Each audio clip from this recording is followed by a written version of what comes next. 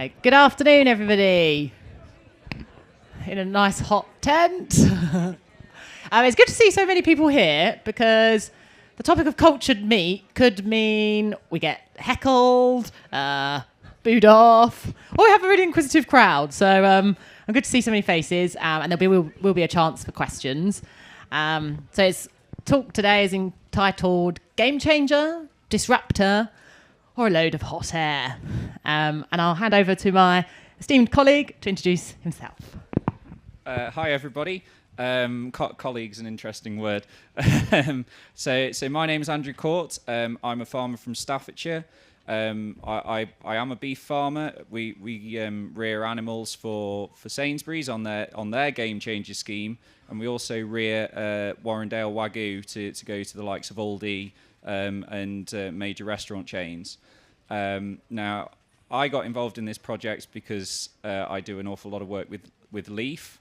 And it's been it's a really interesting project once you remove the sort of ethical question, which is what this study started by doing. The ethics are for another day. This is looking at the business case, and I had to leave my opinions at the door to do this, and hopefully everybody here will as well, and just understand what cultured meat is, how it's made, and what the implications are for you from a business sense. And I think that's a very important place to be starting from. The ethical question does need to be asked, but not in this tent today. But happy to talk about it afterwards. So my name's Lisa Morgans. I'm a lecturer at the Royal Agricultural University. It's quite interesting. This is a Harper Adams graduate, so we like... there's no allegiance here. It's like colleague was a good choice. And I got involved in this project as one of the researchers to give the farmers a voice in the development of this disruptive technology. The project's been funded by the UK Research Councils, and they were really keen to understand what the potential threats of this disruptive technology is, but also what are those opportunities. And that's coming from those that could be the most affected by it, and that's the UK farming sector.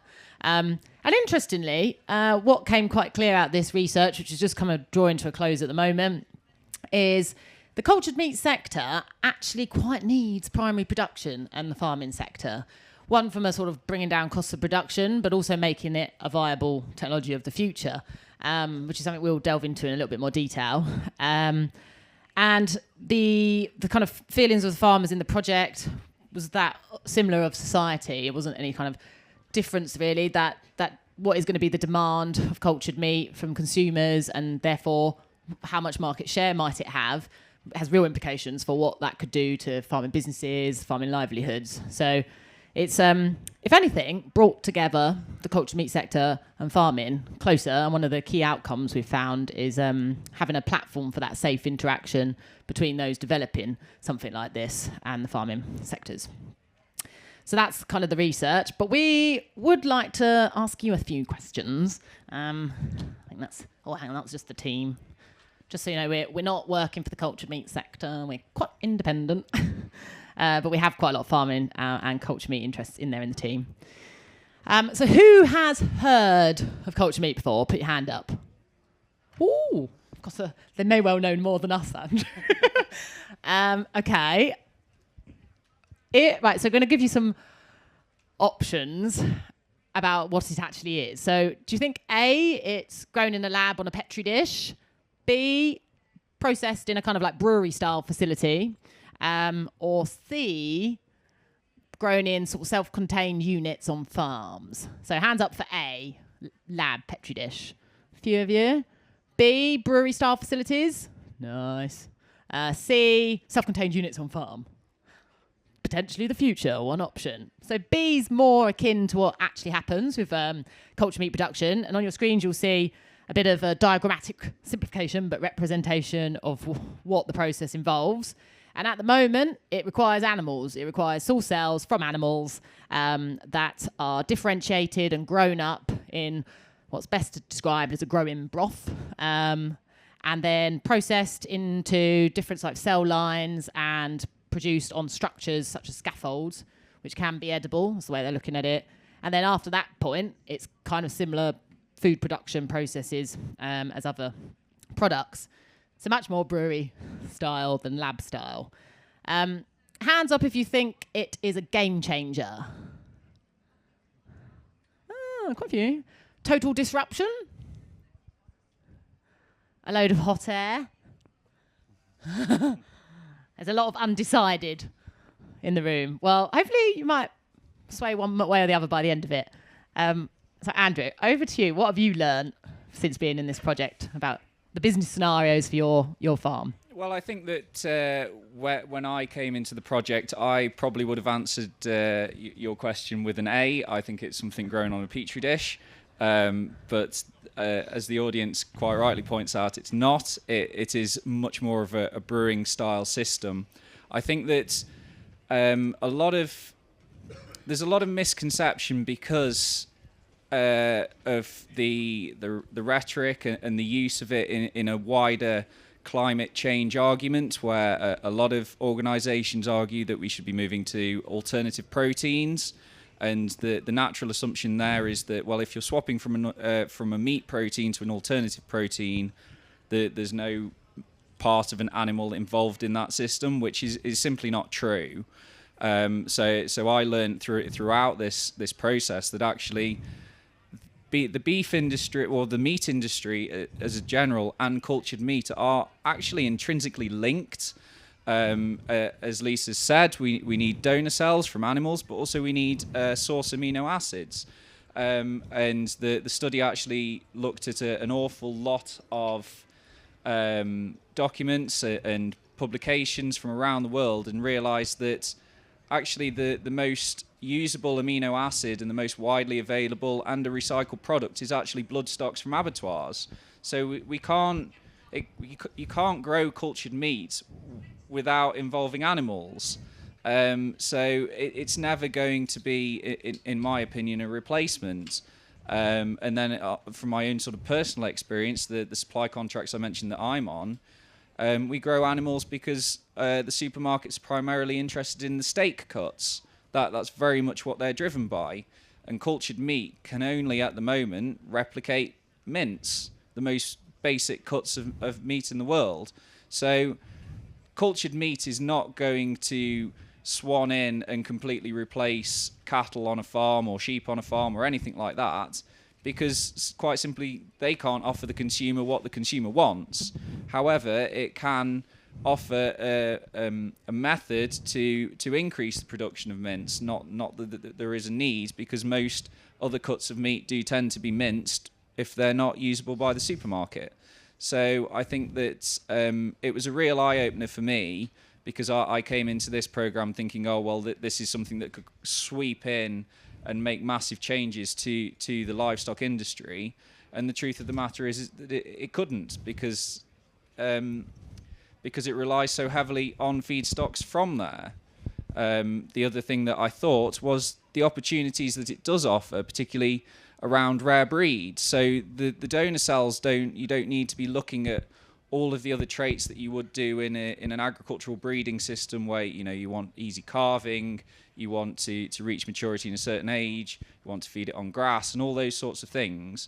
You can focus much more on what do I want to keep as a breed. So it'd be very easy to suddenly start serving longhorn cultured mince where the donor cells are from a longhorn cow, and that becomes much more easily to justify, because you're adding an extra income stream to that longhorn animal. And then from a carbon footprinting point of view, which is also something that's massive in our industry, and it's getting bigger and bigger, particularly with the supermarkets adopting Scope 3 emissions and bringing those into the supply chain, the opportunities there, if you're able to spread the carbon footprint of an animal over another industry and another income stream, that improves the viability of the animal once again. So I think that it was a very interesting debate to have, and I certainly learnt a lot. And that's sort of the eyes open ideas that I got from this project.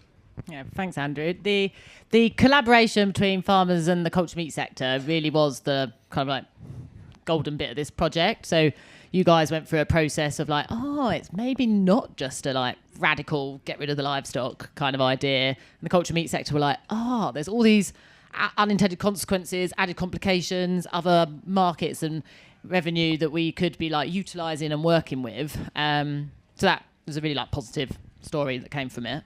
How do you feel about actually producing cultured meat on farm? So this is a tricky one for me because I'm into my regen and I'm trying to develop the regenerative systems on my farm. If I was standing there purely with my business hat on, I'd look at the buildings that I've got and the crops that I grow, and there's lots of opportunities there for me to develop, guaranteed income streams, which are really good. I could be growing oilseed rape as a oil-based amino acid, and I can be converting some old sheds into breweries, effectively. So those with a business hat on were fantastic. But for me, with my regen hat on, and I think walking around here today, the big thing about regen is that it's about looking backwards about how our forebears used to farm 50, 60, 100 years ago, but just adding that extra element of technology.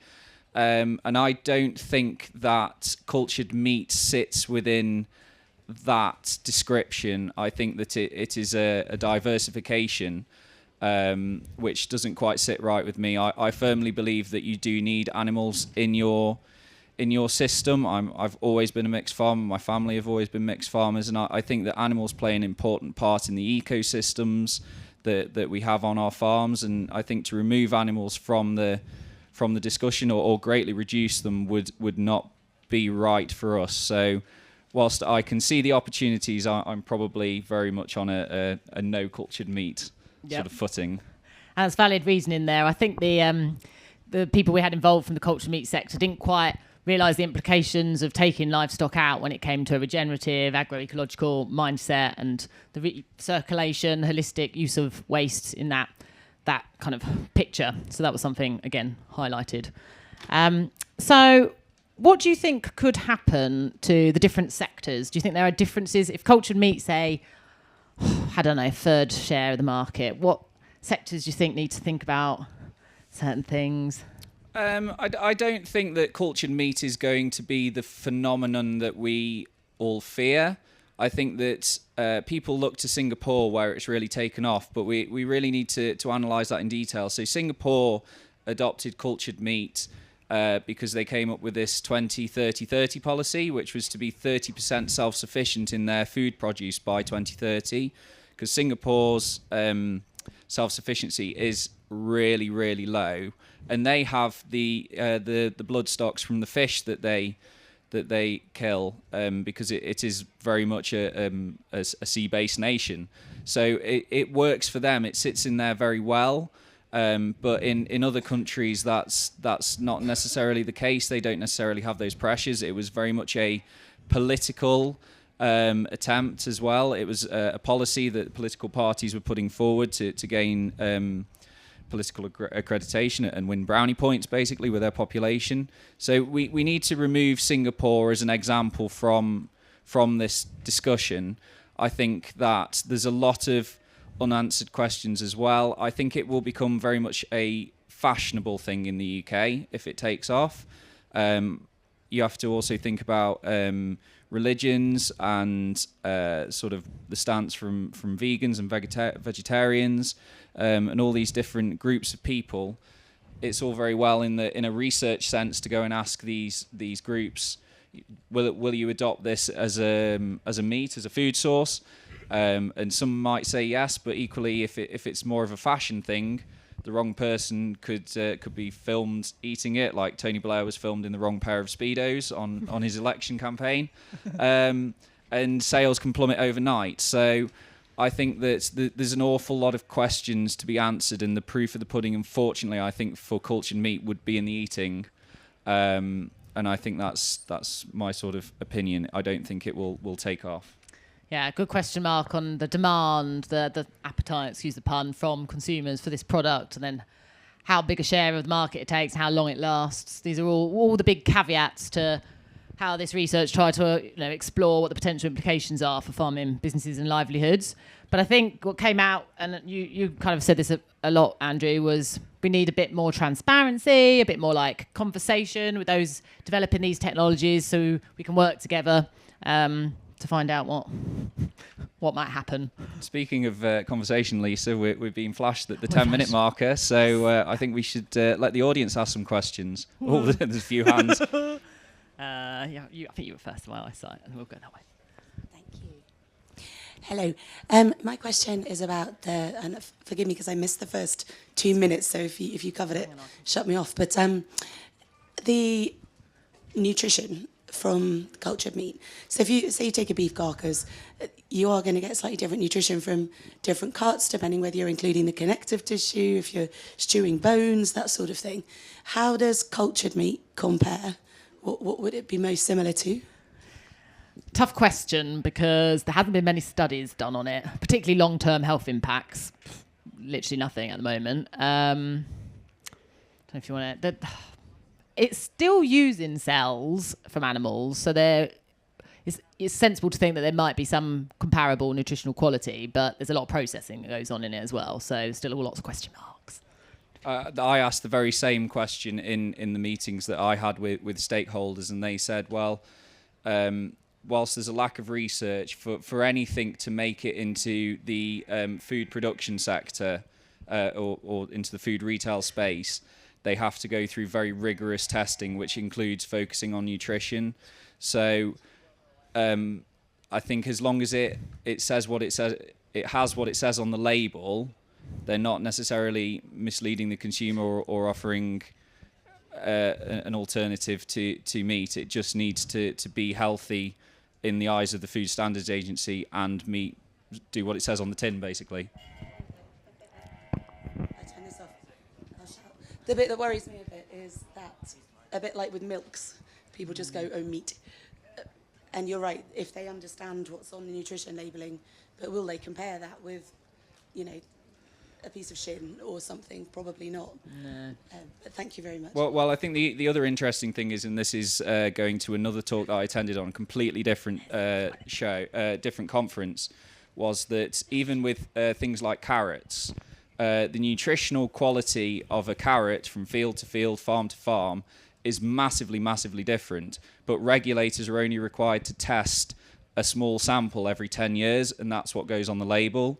So it's a very tricky thing to talk about, even with fresh produce. I'm an arable farmer. What is the inputs into the brewing vat? Is it just sugar? And also, what are the wastes from it? Are we going to get something really useful coming out the other end as well? Yeah. Shall I go? Yeah. Excellent question. I'll try my best to answer this comprehensively. So we mentioned the source cells, obviously usually from skeletal muscle, but the growth media has lots of ingredients, primarily amino acids, various sources, glucose, like you said, lots of different growth factors and like cell mediators to help those cells multiply and differentiate, which is not that different, in fact quite similar to what's used in stem cell research and medicine already. And that's what pushes the cost of production of this stuff up so much, is they have to use ingredients that are pharmaceutical grade, not food grade.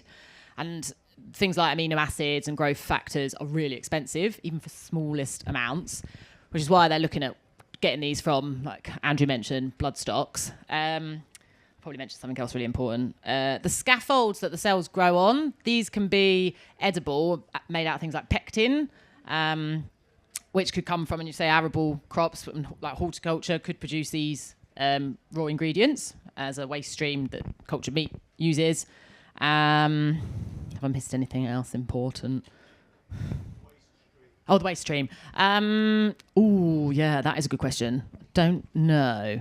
I know there might be people in the audience. I asked this question, and it was so I wondered if you get like a brewer's grain out of it to feed your animals, and the answer was that the industry didn't know. They hadn't really thought about it or tested it in that respect, but they didn't think that it would be of the quality that comes out of the brewing process.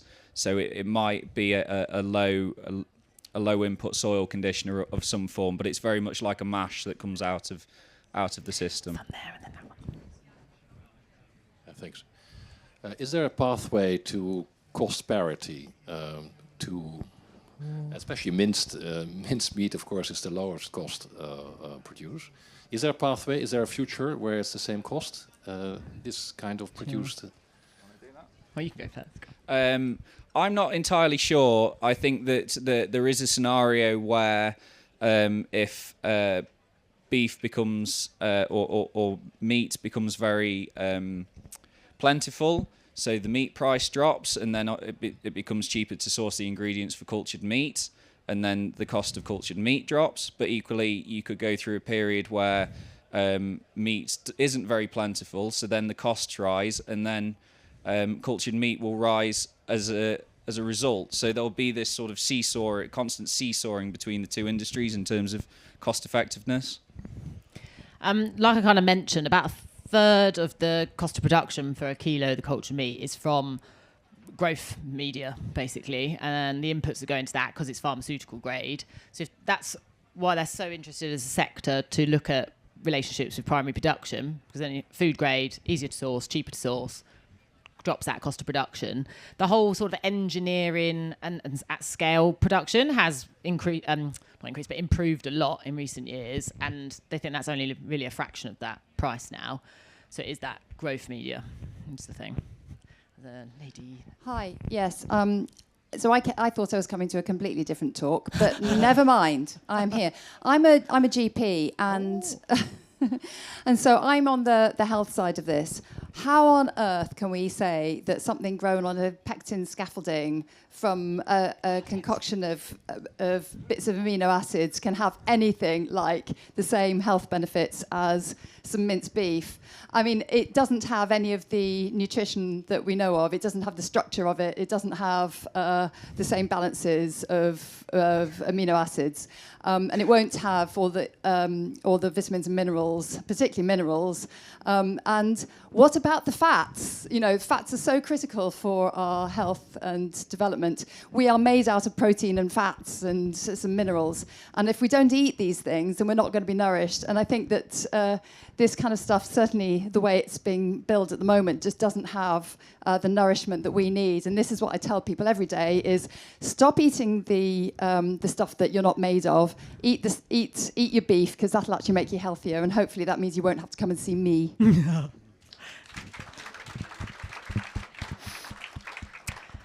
Yeah, very valid points. In fact, we did a talk with a load of farmers and local community in Wales, and we actually had a paediatrician in the audience. And they brought up the complete opposite viewpoint to you.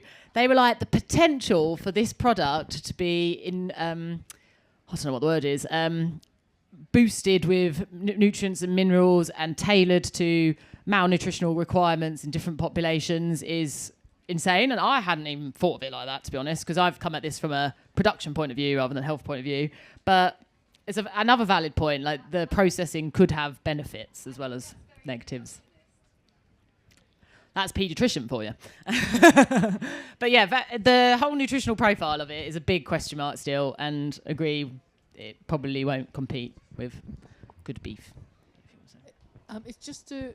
Is this working? Yep. It's just to add on to the question of what's in it and what happens at the end. I was horrified when I heard growth factor and things like that, because that doesn't sound very good for us. And then the idea of feeding the waste at the end to animals, could that lead to another I mean, you know, I'm really horrified by the sound of that of it picture. all now. No, I mean, I wasn't horrified when I saw that, because most of it's missed off. Do you want to come in? No, I think that when we talk about brewers' grains, it's literally just drawing a parallel with the beer industry and asking the question. We do need to put this into Well, no, what it was simply asking the question as a farmer. You know, what do you do with the waste? And I think we need to put this into perspective. I think it's either 10 million or 10 billion pounds is spent per year on research in the cultured meat industry. The EU alone spends 123 billion on meat research. So this is a tiny, tiny sector, and there's an awful lot more work to do in this sector. And as I said at the start, ethical issues and all that sort of stuff, it does need to be had. But I was focusing on this as a business case, and I came into this because I wanted to learn. Not necessarily I approve of it or I will ever adopt it, but if you don't get involved and ask the questions, you'll never be properly educated in what it does mean for you as a farmer. Yeah. Sorry, I did miss the first minute. Is that on? Yeah. I did miss the first minute or so forgive me if I've missed the bit that I'm about to ask. As living for 25 years on a regenerative farm, I completely accept I understand all your arguments about the value of livestock in a mixed system and the wider benefits of that. However, when it comes to feeding pork and chicken particularly, which after all in this country are absolutely massive, growing 25% a year, being fed on unregeneratively farmed grains in a massive way with huge amounts of inputs, which we're all paying lots of taxpayers' money to repair, if that meat can be grown, and that's the bit I may have missed, if that meat can be grown in a lab, surely ethically and environmentally that is a better solution. And the people that are eating that put with lots and lots of sugar and lots of salt involved, is that not a better use than putting those things in a shed or polluting the Wye Valley? Yeah, again, valid point to make, and lots of people in the cultured meat sector will wholeheartedly agree with you. Yeah. And that's kind of their rationale for investing and developing this technology to displace the harmful livestock production systems that exist in this planet.